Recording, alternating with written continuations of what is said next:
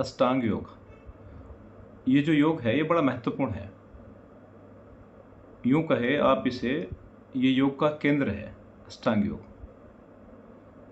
यदि इसे समझ लिया तो आप योग की जो गूढ़ता गहराई है उसे समझ जाओगे आप। हमने समझा था अष्टांग योग का अर्थ क्या है। अष्टांग योग का अर्थ है अष्ट अंग, 8 अंगों से निर्मित अष्टांग योग कहलाता है। फिर हमने नोट किया था अष्टांग योग में 8 अंग कौन कौन से हैं। वो 8 अंग थे क्रमानुसार। ध्यान रखिए, ये बिल्कुल सीढ़ी नुमा कहा गया, जैसे सीढ़ियाँ होती है क्रम अनुसार आप एक एक स्टेप ऊपर चढ़ते हो, बिल्कुल वैसे ही अष्टांग योग में भी सीढ़ी नुमा से कहा गया। यम, नियम, आसन, प्राणायाम, प्रत्याहार, धारणा, ध्यान और समाधि, ये 8 अंग कहे गए। आपका जो टॉपिक है उसमें पूरा टॉपिक है अष्टांग योग क्या है और अष्टांग योग से पूर्ण स्वास्थ्य लाभ। ये तो हमें समझ में आया कि अष्टांग योग क्या है। अष्टांग योग से पूर्ण स्वास्थ्य लाभ का मतलब क्या है, तो हमने समझा इसके बारे में। पूर्ण स्वास्थ्य, पूर्ण स्वास्थ्य किसे कहेंगे? यदि एक इंसान अपने सारी हेल्थ चेकअप करा ले, जितने भी स्क्रीनिंग है, स्कैन है, सब कुछ करा ले, फिजिकल लेवल पे वो बिल्कुल परफेक्ट है, तो क्या वो स्वस्थ है? उत्तर था नहीं।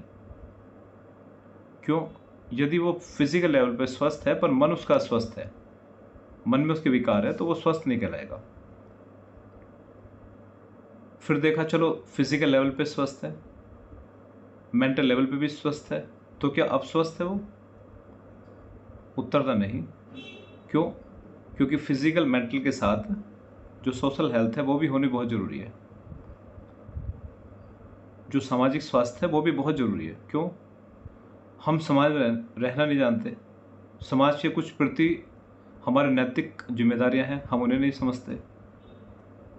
एग्जाम्पल के तौर पे मान लीजिए कहीं पे टंकी से पानी बह रहा है, आप उसे पास खड़े देख रहे हो, बस वो टंकी आपके घर की नहीं, आप उसे देख तो रहे हो कहीं लगी हुई है, तो आपका धर्म बनता है कि आप उसे बंद कर दे पानी को।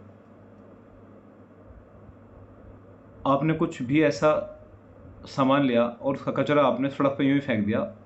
कचरे भी कई तरह के, कुछ हानिकारक कचरे जैसे कांच हो गया, या नारियल पानी पी के नारियल फेंक दिया सड़क पे ही, तो वो दूसरे को हानि पहुंचा सकता है। तो ये वो बीमार है, जो लोग ऐसी ऐसी हरकतें करते हैं वो सब मानसिक सामाजिक रूप से बीमार है। तो हमें बहुत सारी बातें पता होनी चाहिए, नैतिक कर्तव्य क्या है हमारे। एग्जाम्पल के तौर पे आज आपके घर में बिजली का बिल आ रहा है, आपका हाथ भी टाइट है, तो आप बड़े ध्यान से बिजली खर्च करोगे। इस कमरे से उठे तो यहाँ की लाइट बंद कर दी, दूसरे में पहुँचे तो वहाँ की, बड़ा ध्यान रखेंगे। अगर हाथ भी टाइट है और बिजली का बिल भी जा रहा है, ठीक इसका उल्टा कर दो, आपको धन की कोई कमी नहीं, या आपकी बिजली फ्री है, देखना दिन में बल्ब जलते दिखेंगे आपको।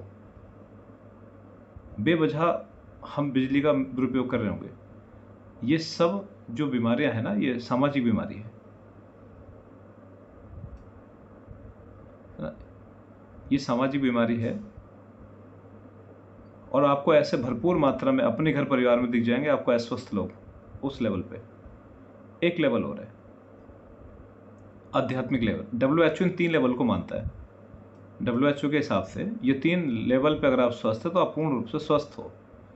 हमारी कल्चर में एक स्वास्थ्य की बात और की जाती है, आध्यात्मिक स्वास्थ्य, जो स्पिरिचुअल हेल्थ है हमारी। जैसे कि आध्यात्मिक स्वास्थ्य का मतलब क्या होगा, हम सभी किसी न किसी धर्म से जुड़े हैं, किसी न किसी संप्रदाय से जुड़े हैं, हमारा कोई ना कोई तो दिशा निर्देश करता है जीवन का।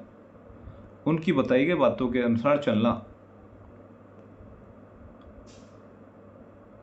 उनका पालन करना, यह आध्यात्मिक स्वास्थ्य है। तो पूर्ण स्वास्थ्य क्या हुआ? फिजिकल, मेंटल, सोशल और स्पिरिचुअल हेल्थ मिला के बनता है पूर्ण स्वास्थ्य। तो फिर हमने देखा अष्टांग योग से संभव है, कि इंसान को पूर्ण स्वास्थ्य लाभ हो जाए? बिल्कुल संभव है। कैसे? जो पहले 2 अंग है, वो पहले 2 अंग इंसान को क्या देंगे? मानसिक और सामाजिक स्वास्थ्य देंगे। यदि कोई 2 अंगों का पालन करे, उसके बाद जो अगले 2 है आसन और प्राणायाम, ये फिजिकल और मेंटल दोनों हेल्थ देंगे, शारीरिक और मानसिक स्वास्थ्य देंगे। जो बचे लास्ट के 4 अंग, ये इंसान को आध्यात्मिक और मानसिक स्वास्थ्य देंगे। इन सभी में आपने एक चीज कॉमन देखी होगी, मानसिक स्वास्थ्य। किसका प्रभाव अधिक है उसे हमने पहले बोला, जैसे यम नियम में मानसिक और सामाजिक, ठीक है। आसन प्राणायाम में शारीरिक और मानसिक, लास्ट के 4 में प्रत्याहार, धारणा, ध्यान और समाधि में आध्यात्मिक और मानसिक।